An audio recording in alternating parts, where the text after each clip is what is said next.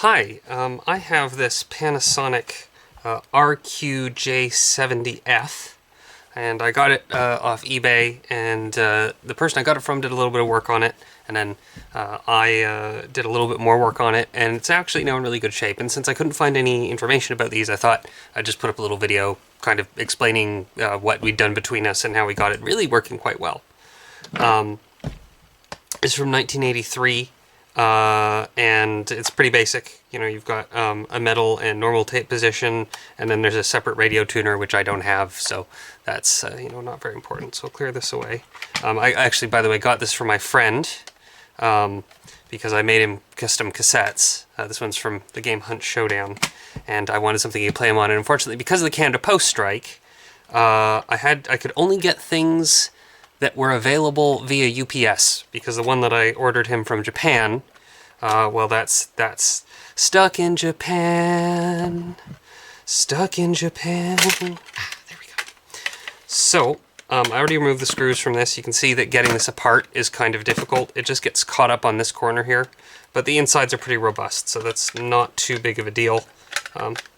You want to try to be a little more careful than that, hopefully. So there were a couple of problems. The person I got it from had replaced the belts. I'm sure that was necessary. He also resoldered a couple of joints, and I can show you which those were. So you can see the battery compartment. There's a couple of wires there. He'd clearly redone those, and in fact, I also had to redo one of those when I was taking this apart. And then there's the connections between the, I'll just show you that a little more closely. This is the motor control board, and there's two wires. This is all very nicely marked, thankfully. And I'll just make sure you can get a nice good view of where those wires go. Hopefully that'll tell you what you need to know. So yeah, he needed to do those. I think he may have touched up another couple of these. Another thing that I had to do was this connection. This connects to the head. You can see here, that wire goes around, goes through this little notch.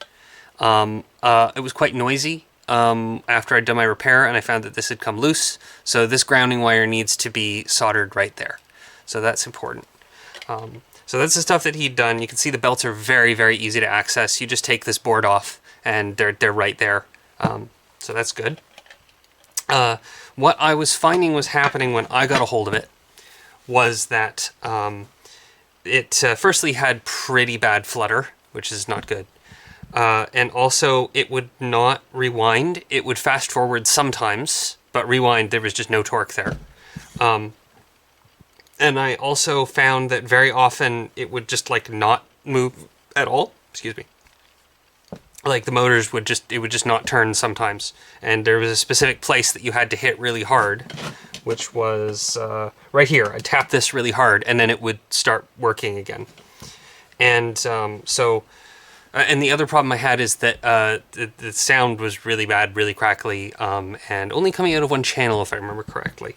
The only thing that I needed to do, aside from basically undoing my own mistakes as I figured this out with the solder iron, was spraying contact cleaner into here, into the volume control, and that absolutely solved that stereo problem. The one that's a little bit more surprising is the torque issue. It was actually interesting. The motor was freewheeling. I could see it was like not engaging the belts properly. I really don't understand what was going on there. But I actually fixed it by spraying contact cleaner into the speed control. So that unfortunately does mean you need to adjust the speed control to clean it up. So I just kind of looked at where it was, and here you see it right there. I tried to line it up in the same position, and then I listen tested it because I do not have a calibration tape. It's something I want to do something about.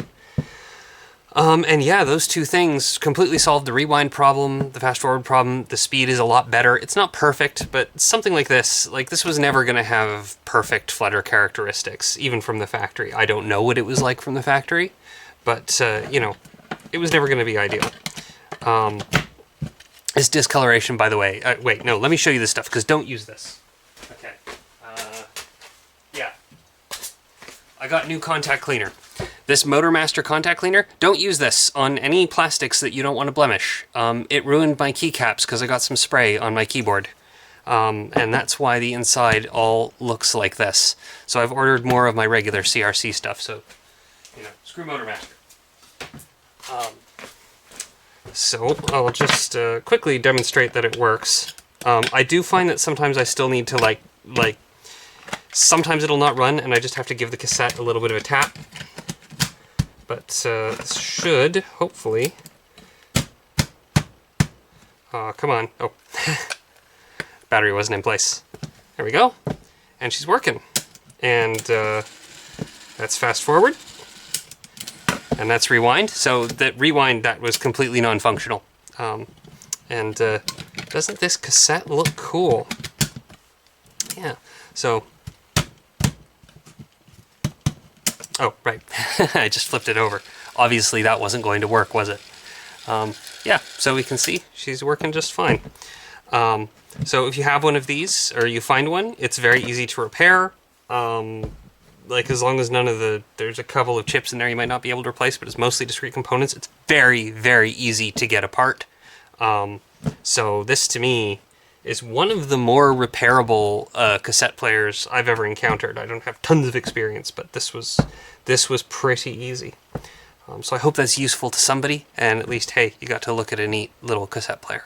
I guess the last little tip that I will provide is that when you go to put it back together, you've got these two screws, the little ones that go here and here, and the long screws, let me make sure I got this right, the long screws go on the side that has the buttons, and the short screws go on this side. Yeah, so hopefully that is helpful to somebody. And you all have a very fine day.